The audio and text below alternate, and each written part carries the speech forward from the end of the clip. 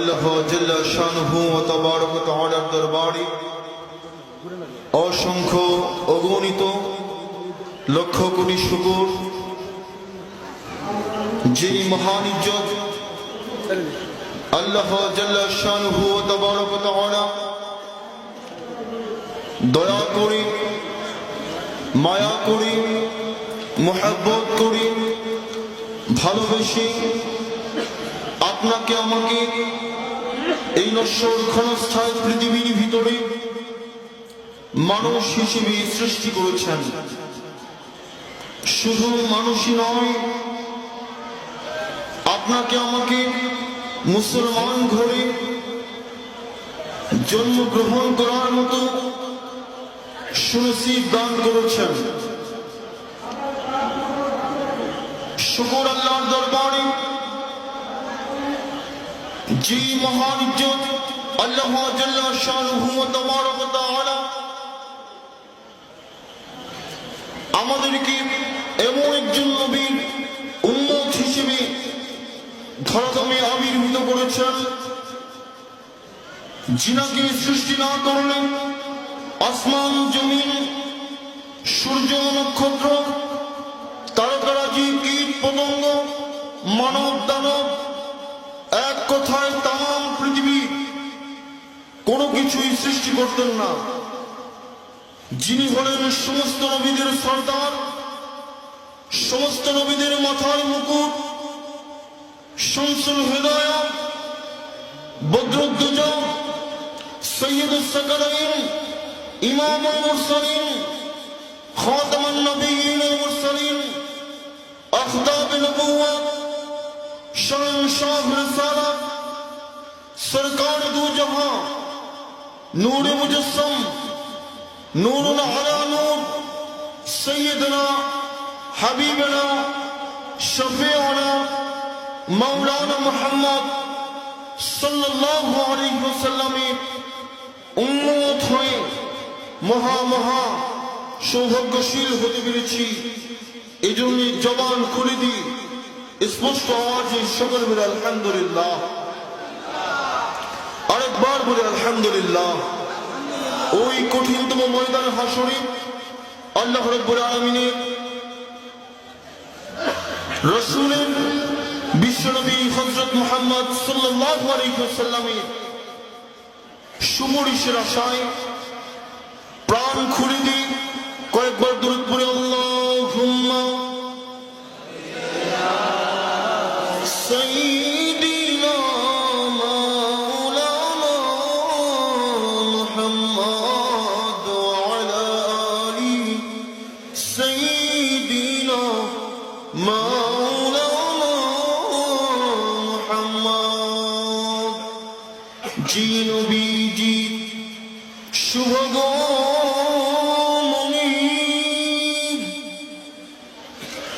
জগৎ হলো উজালা, সেই নবীজির দরুদ পড়ে মিটাও মনের পিঞ্জরা। আল্লাহুম্মা সাল্লি আলা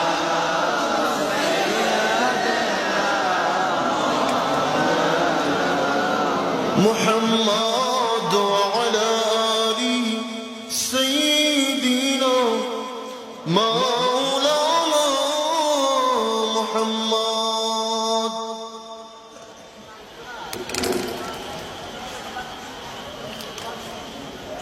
মহান আল্লাহ রাব্বুল আলামিনের কাছে শুকর,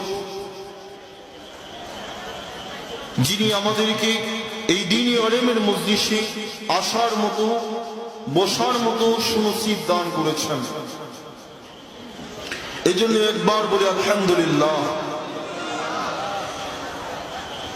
মহান আল্লাহ রাব্বুল আলামিন সমগ্র পৃথিবীর মানুষদের জন্য দুইটি জগৎ সৃষ্টি করেছেন, একটি ইহজগৎ আরেকটি পরজগৎ। পরজগৎ চিরস্থায়ী আর ইহজগৎ অস্থায়ী। সেই পরজগতে আবার দুইটি স্থান সৃষ্টি করেছেন, একটি হচ্ছে সুখের স্থান জান্নাত, আরেকটি দুঃখের স্থান, কষ্টদায়ক স্থান দোজখ। মিশকাত শরীফের হাদিসের মধ্যে পেয়েছি, যে ব্যক্তি সর্বশেষে বেহেশতে প্রবেশ করবে, সে যখন দোজখ থেকে বাহির হবে তার শরীর কয়লার মতো হয়ে যাবে।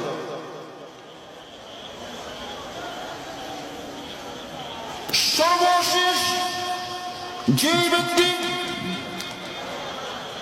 জান্নাতে যাবে, সেই ব্যক্তি কত কোটি কোটি বছর জাহান্নামের আগুনে জ্বলবে, তার গণনা মহান আল্লাহ পাক ছাড়া কেউ জানে না। সেই ব্যক্তি যখন দোজখের মধ্যে পড়তে থাকবে, তার যখন শাস্তির মেয়াদ শেষ হয়ে যাবে, আমার আপনার প্রভু মহান সৃষ্টিকর্তা আল্লাহ রাব্বুল আলামিনের উপর মায়া হয়ে যাবে, দয়া হয়ে যাবে।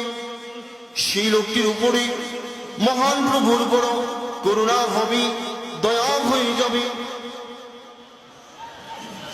তখন সেই লোকটি আল্লাহ রাব্বুল আলামিনকে ডাক দিয়ে বলবেন, সেই লোকটি মহান আল্লাহ রাব্বুল আলামিনকে ডাক দিয়ে বলবেন, ও হে প্রভু, আমার জন্য কি আপনার দয়া হয় না? আমার জন্য কি একটু আপনার মায়া হয় না? মহান প্রভু ডাক দিয়ে বলবেন, বান্দারে, তোর জন্য আমার মায়া হয়, তোর জন্য আমার দয়া হয়, বল তুই কি চাস? সেই ব্যক্তি আরজ করবেন, প্রভু ও রব্বুল আলামিন, আমি আপনার কাছে একটি আবেদন পেশ করতে চাই। আমাকে এই দোজখ থেকে আপনি সম্মুখ দেখে একটি বৃক্ষের নিচে, আমার সামনে আমি দেখতে পাচ্ছি একটি বৃক্ষ, সেই বৃক্ষ নিচে পানি রয়েছে, সেই সুশীতল পানির নিচে আমাকে পানি পান করার সুযোগ দিন। আমি সেখানে ওই বৃক্ষের নিচে পানি পান করতে চাই। মহান প্রভু বললেন, ওহে আমার বান্দারে, তোর একটি আবেদন আমি মঞ্জুর করব, কিন্তু আর কোন আবেদন আমাকে করবি না। সেই ব্যক্তি বলল, ওহে প্রভু, আমি অঙ্গীকার করলাম আপনার কাছে আমি আর কোন আবেদন করব না, এটাই আমার শেষ আবেদন। মহান আল্লাহ রাব্বুল আলামিন তাকে সেখানে পৌঁছে দিবেন। সেই ব্যক্তিকে মহান আল্লাহ রাব্বুল আলামিন সেই সুশীতল পানি পান করার সুযোগ দিবেন এবং সেই বৃক্ষের নিচে তাকে বসিয়ে রাখবেন। সেখানে সে শান্তি পাবে। হঠাৎ করে সেই ব্যক্তি আবার দেখবে সামনে বেহেশতের নিকটে আরো একটি সুন্দর একটি বৃক্ষ। সেই বৃক্ষটি দেখার পর তার অন্তরে আবার অস্থিরতা বিরাজ করতে শুরু করবে। তার ইচ্ছে জাগবে সেই বৃক্ষের কাছে যাওয়ার জন্য।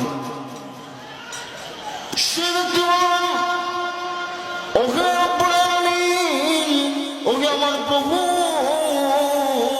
ওগো আল্লাহ, আমাকে ওই সামনে দেখতে পাচ্ছি একটি বৃক্ষ, সেই বৃক্ষের নিচে নিয়ে যান। আল্লাহ রাব্বুল আলামিন বলেন, ওহে আমার বান্দারে, তুই না বলেছিলি আমার কাছে আর কোনো আবেদন করবি না? ও আমার মুসলমান ভাইরা, ও আমার মুরব্বী বাবাজিরা, সেই ব্যক্তি মহান আল্লাহ রাব্বুল আলামিনের কাছে আবার আরজ করবেন, আবেদন করবেন, ওহে প্রভু, এটা আমার শেষ আবেদন, আমি আর কোনো আবেদন করব না। মহান আল্লাহ রাব্বুল আলামিন তিনি তো জানেন সে আবেদন সে আবার করবে, সে ঠিক থাকতে পারবে না।